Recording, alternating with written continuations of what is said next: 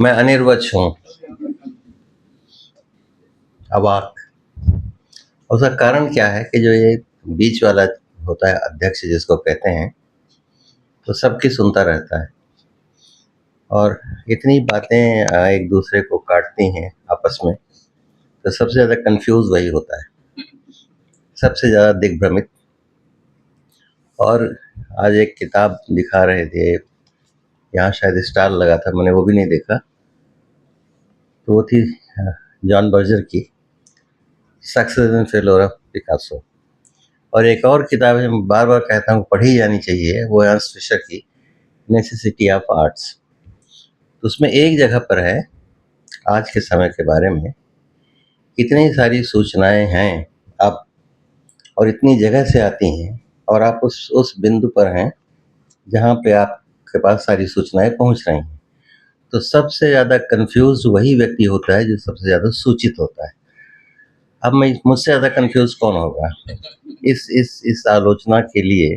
अब जैसे पंकज जी ने बहुत कमाल का, लेकिन इन्होंने तो प्रेम से ही भय पैदा करवा दिया।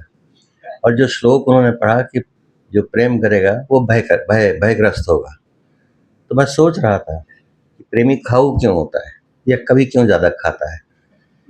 तो अक्सर पाएंगे उसका भोजन बहुत विशाल होता है, विराट।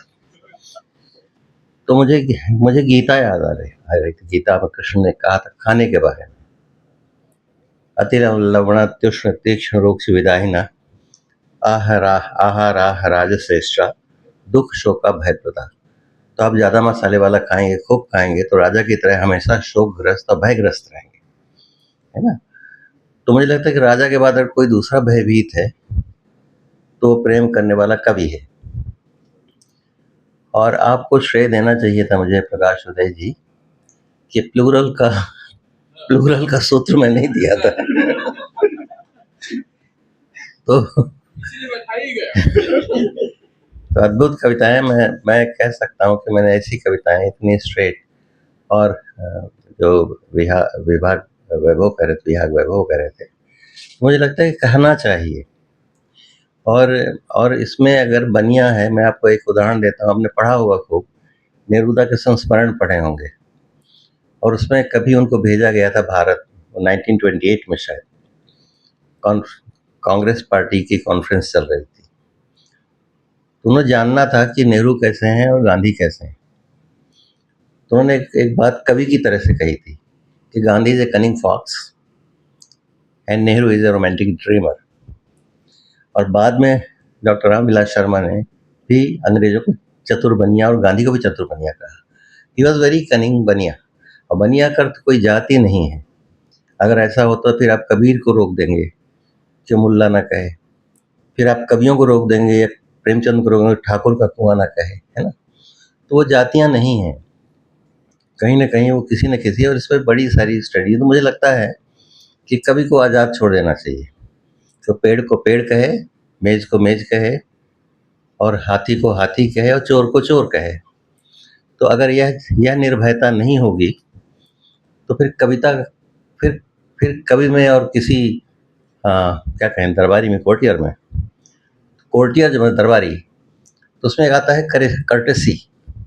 जो कर्टेसी है, तहजीब है, वो कोर्टियर्स के जिम्मे जाना चाहिए, और कभी किसी का दरबारी हो नहीं सकता, और इसलिए वो अकेला होता है। तो यही मुझे कहना है, कई इसमें पढ़ दूँ जो मैंने लिखा है, इसका ब्लर मैंने लिखा है, और बहुत बहुत पढ़ के लिखा है।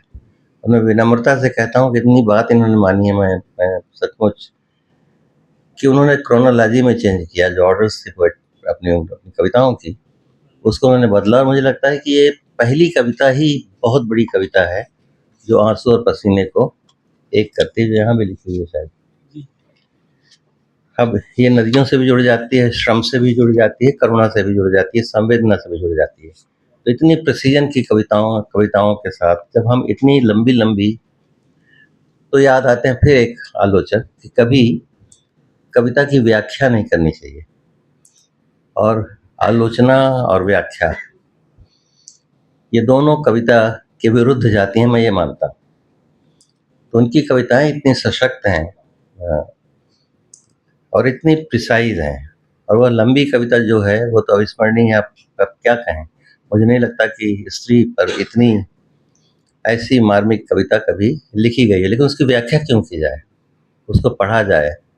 और कभी कभी जब आप अकेले पढ़ते हैं तो कविता आपसे बहुत बहुत कुछ बताती है, लेकिन जब आप बताने लगते हैं कविता के बारे में तो शायद कविता का जो जादू है, जो रहस्य है, वो नष्ट हो जाता है।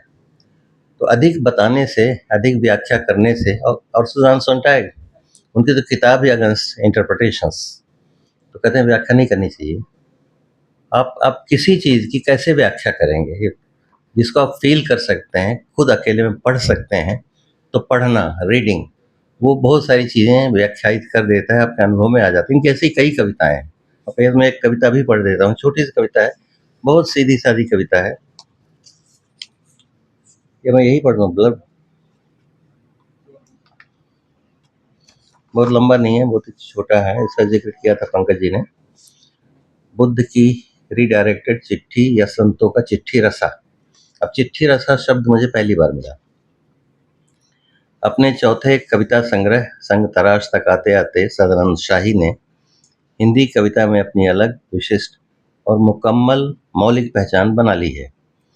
इस पहचान की पृष्ठभूमि में समय और वर्तमान की वास्तविकताओं को कविता में निर्भयता के साथ अंतर्भुक्त करने की निरंतर, संलग्न, संश्लिष्ट, ईमानदार चेष्टा और संघर्ष को पढ़ा और समझा।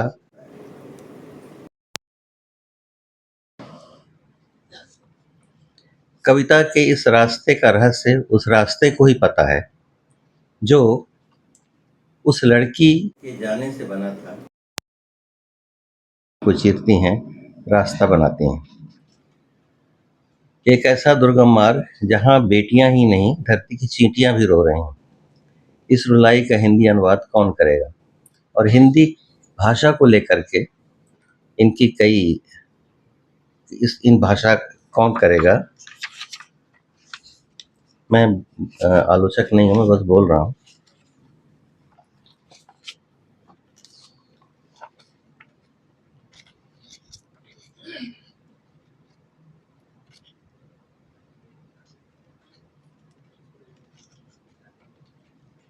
अल्पमत कविता पर कहा गया मेरी बहुत प्रिय कविता थी, लेकिन समस्या ये है कि जो लोकतंत्र अब दिखाई दे रहा है, जो अल्पमत का लोकतंत्र, वो बहुमत से आता है। और आप अगर इतिहास की ओर देखेंगे तो सारे बहुमत से आए हुए डिक्टेटर्स थे, तानाशाह थे, तो बहुमत भी अब बहुत बहुत भरोसे का नहीं रह गया। अल्पमत तो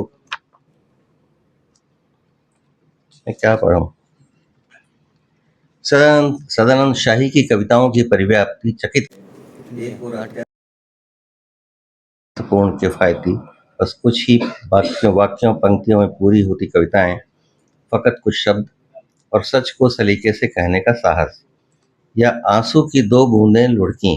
अब आप इससे देखिए, आंसू की दो बूंदें लुढ़कीं जब पसीने से जा मिली, जैसे कोई नदी दूसरी नदी से जा मिली, तो दूसरी ओर मजली मामी जैसी लंबी, अत्यंत मार्मिक आत्मीय स्त्री जीवन की त्रासदी को व्यक्त करती है अविस्मरणीय कविता। जब वे गईं उनके बिस्तर पर दो ही चीजें छूट गई थीं, एक छोटा सा कजरौटा और एक करुण से मुस्कान। यह छोटी सी टिप्पणी कवि सदानंद शाही के ताजा संग्रह संग तराश में संकलित कविताओं के आइसबर्ग का फकत एक टिप भर है। पूरा विश्वास है कि कविताएं मौजूदा समय की अन्य कविताओं से वह ओझल प्रतिदृश्य प्रस्तुत करने का श्रेय और सम्मान हासिल करेंगी, जिसे देखा, सुना और अनिवार्यतः पढ़े जाने का यह आपात समय है। मैं उस कविता को खोजना चाहता हूँ जिसमें आपने ये कहा है कि इस भाषा में वो शब्द ही नहीं है जो हमें आइडेंटिफाई करें।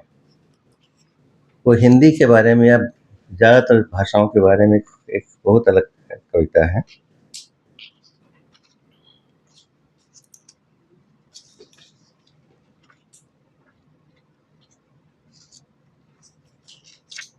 बस एक सेकंड और।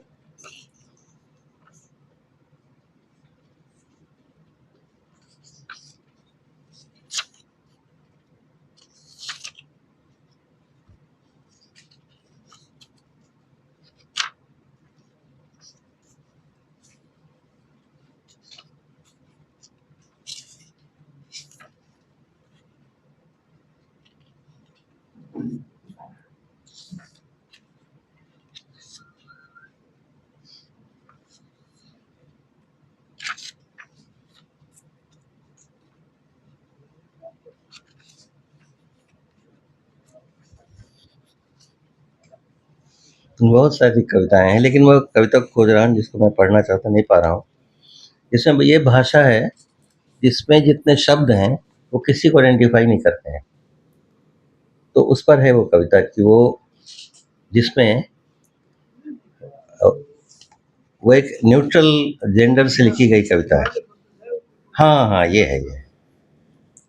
तुम्हारी सारी की सारी भाषाएँ मिलकर भी आज तक नहीं दे सकीं ठीक ठिकाने का शब्द। सुनो, तुम जो वसुधा भर को कुटुंब बनाने का दावा करते हो, वो कितना खोखला है।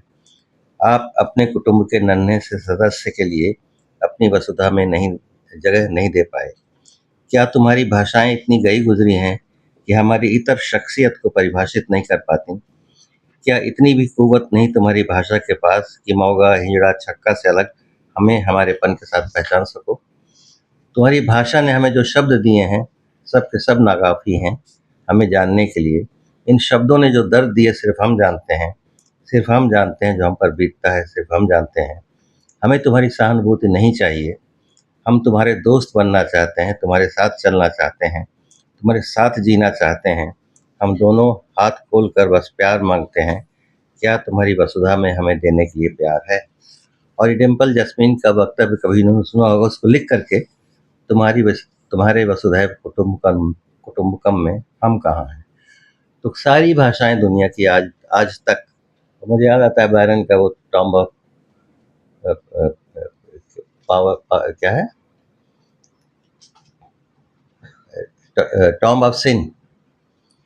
वो एक एक बहुत ही स्ट्रेट पितृसत्तात्मक मर्दानगी से भरी हुई और मर्दवादी कविता है।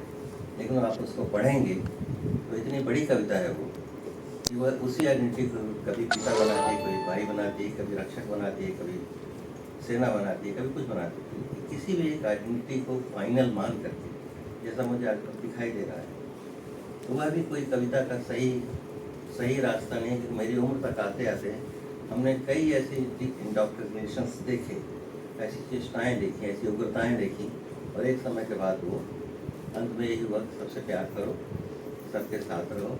और कविता जो है वो हाइफन होती है। एक बहुत अच्छी कविता है कि दो शब्दों के बीच, दो चीज़ों के बीच वो एक हाइफन लगाती है, सबको जोड़ती है, अलग नहीं करती। बस यही कहना है। बहुत बहुत प्रिय कवि है मेरे आप।